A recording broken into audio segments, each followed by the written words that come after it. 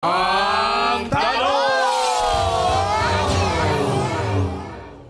Sino sa kanila ang naghintay ng mahigit 10 taon, 10 years, bago nagkaanak?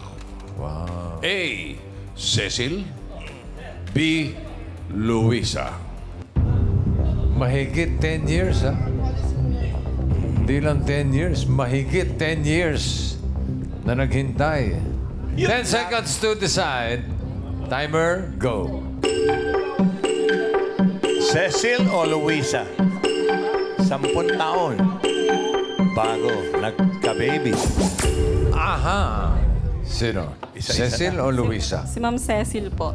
Si Cecil. Cecil. Yan eh. Sangayon po ako. Sangayon, si John. Okay. Si Cecil daw. Ano kaya pinagpasihan? Si Cecil ba? Alamin natin. Ang tanong! Si Ma'am Cecil nga ba ay naghintay ng mahigit 10 taon bago nagkaanak? Ayan na. Ay, naku! Ano kaya? Naku! Ay, Tumama. naku talaga! Hindi. Isa-isa lang yan, no? Cecil. Ma'am Cecil, kayo po ba ay may anak na? Ilan po? Isa po. Isa. Gaano po katagal ang hinintay bago po tayo binayaan ng anak? Matagal po. Ilan taon po? Nagsama kasi kami matagal. 2004 kami kinasal. Okay. Tapos 2011 kami... So, 7 years halos. Opo. 7 years. Ano po siguro yung challenges kung bakit gan tagal? Yeah. Ano po ba yun? Yung matris ko po siguro. Kasi hindi nga ako niregla buwan-buwan. So Ma'am Cecily, hindi ho yun, hindi yun by choice. Talagang pilit po talagang gusto niyo sana magkaanak. Opo. Paano finally na nagkaroon ng anak noong 2011? Nagpakonsulta po ako sa doktor po. Okay. Nagdasal. Hanggang nawalan siguro ko ng pag-asa. Pinabayaan ko na. Antay ko lang talagang panahon. Umabot na rin po kayo doon sa point na medyo give up na. Nag-give up po ako pero binigyan din. Ngayon, ilang taon na? Ito na. Ito na yung anak niyo, Opo. Ate Cecil. Ano ang pangalan? Queen Althea Vidal po. Pero, Queen Althea. wow, pero pwede po ikwento ano yung reaction mo when you found out meron kang anak? Yan. Nung dinala ko sa hospital kasi akala ko nga lasing lang po ako. Opo. Teka muna, akala nyo lasing kayo. O, kasi akala ko may hangover lang ako. Hindi pa rin nawala-wala yung sikmura ko. Dinala ako. Okay. Yun pala, pinapregnancy test ako.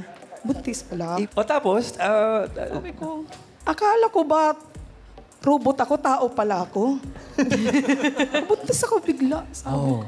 O tapos, ano sabi ni Mister? Nawala ng tama. Ganon. Oo, nawala ka, na ano ako na, parang hindi namin maano sa ano nga, ito palang binigay itong panahon na to. Ang tagal-tagal talaga, grabe, simba kami. Simba ako ng simba. Punta kami sa simbahan. Tapos, umabot Hindi kayo nga sa nagsayaw panahon sa na. Ubando? Hindi po. Ano lang po ako, nagsimba ako Santa Clara, St. Joseph, lahat siguro ng simbahan, sinimba ko na. Ilang taon kayo nung Mabuntis. 32? 32. 30? Nanganak ako 32 sa kanya. Bata pa rin naman. Medyo ano na rin. Nung nalaman nyo, nung sinabi na sa inyo, Una, hindi talaga kami maniwala. Sabi ko nga na ano. sabi niyo sa doktor, gano'n. Ang ginawa ng doktor sa akin, sige Ultrasound. ultrasound po. Kung ano ba talaga. Nagpa-ultrasound nga ako para siguradong meron bang pumipintig. Positive. Positive naman po. O so sabi niyo mag-asawa, cheers! Hindi na po naglasing. Bawal ang alak sa lasing, ha? Sa lasing. Saan nagdadalang tao? Opo. Ate Cecil, sino unang pinagkwentuhan nyo?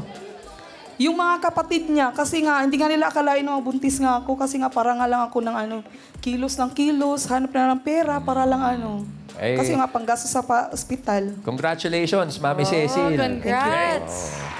And si Queen, ano ang pangalan? Queen Althea. Opo. Yeah, matagal kang hinintay ni Mami at Daddy, Queen Althea. At sa mister nyo na rin, congratulations po. Opo. Thank you, Mami Thank Cecil. you! Alright. So, si Luisa. Ma'am Luisa pala. Naghintay ng more than 10 years. Ma'am Luisa, ilan na po ang anak natin? Dalawa po. Dalawa. Yung matagal nyo hinintay, yun po yung panganay. Opo. Ilang taon? Ilan years? Bali, ano po, 12 years. 12 years na ho kayong kasal ng mister nyo. Oh, 12 years. Ano ho yun? By choice ba yun? Hindi po. Basta ano na lang. Basta hindi po hindi pa siya binibigay ni Lord. Naghintay na lang po kami na naghintay hanggang sa ibigay siya. Siguro nagsawa si Lord sa amin, nakulitan. Bigyan ko na nga to nang matigil na sa kami pray. Oo, lagi naman dinidinig ang dasal natin. Opo. diba? So, kahit matagal, ibinigay na din po niya sa amin. Pero ano po na ginawa mo para magka-baby within that naman. time Kasi frame? pareho po kaming may work ni Mister eh. Ah, okay. Kaya siguro busy lang din po sa work. Kaya hindi rin naman napapagtuunan ng ano. Pero tulad po ba ni Ate Cecil kanina nagsimba-simba kayo sa mga Hindi po. medical preparation, walang gano'n? Wala din po. Basta, kasi wala naman pong diferensya dahil kung basta regular naman din po yung menstruation. Kaya wala pong inisip na mayroong may diferensya. Ganun. At nakadalawa pa. Opo. Ilang taon bago nasundan? 6 years po ang gap nila. 12 years ang hinintay, bago 6 years ulit bago Opo. nasundan. Oh, half. Hindi ba ano yun? Parang nakaka-discourage. Discouraged na po sa talaga. Kasi yung 2 years, 3 years, parang disappointed na ako na magkakaroon pa ba ako.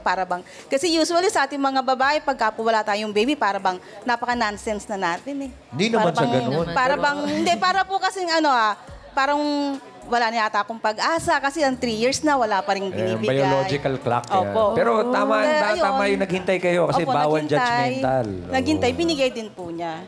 Oh, pero ano po yung first reaction mo when you found out for your first and second child? Ano yung reaction Nung mo? una po, excited siyempre kasi sa tagal na hinintay namin, binigay niya. Thank Lord pa rin po kami. Were you ready, no? Opo. Ready na kayo. Ready na Of po. course Talagang napagtuunan na namin siya ng pang future niya. So, eto ba si Kuya, yung matangkad? Opo. Anong pangalan? Mark Jomel po. Mark Jomel. And si Bunso?